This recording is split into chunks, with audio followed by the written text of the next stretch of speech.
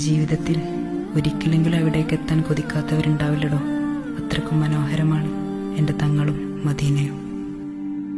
മദീനയിലൊന്ന് ചെന്നാലോ മടങ്ങി വരാൻ മറന്നിടും.